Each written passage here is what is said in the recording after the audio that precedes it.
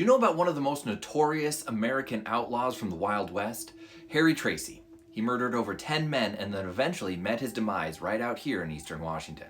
Harry Tracy got his start as a petty thief and cattle rustler who for a brief period of time allegedly ran with the Hole in the Wall gang, the same group that had Butch Cassidy and the Sundance Kid. He's most famous, however, from multiple escapes from various jails and penitentiaries. By the time he escaped from Aspen in Colorado, he had gotten out of multiple institutions and murdered a partner by this point. After a series of escapes and run-ins with the law, he has now murdered multiple people and finds himself incarcerated once again in 1902, but this time in Oregon State Penitentiary, where he stages his most daring escape.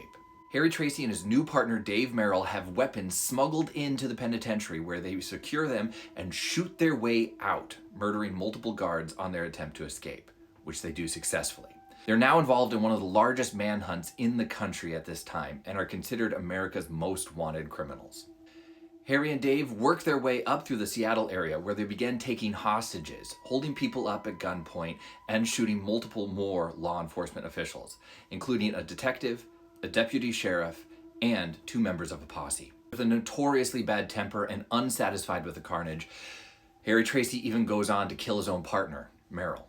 Law enforcement officials from all over the country are hunting now one of the last Wild West outlaws in the country, and he finds himself over in eastern Washington, where he takes a man by the last name Goldfinch hostage and asks him to take him somewhere where he can hide. Just outside of Creston, Washington, Harry Tracy finds himself now on the ranch of Lou and Jean Eddy, who promise to keep him safe as long as he helps finish building their barn.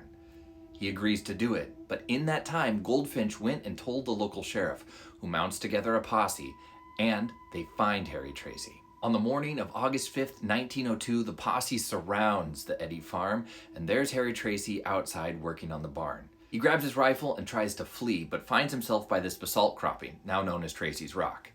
He and the posse exchange gunfire, but he's struck in the leg and then crawls out into a field. The next morning, the posse goes out to see if they can find him, and sure enough, there was the body of Harry Tracy. He had claimed his own life with a bullet through the eye.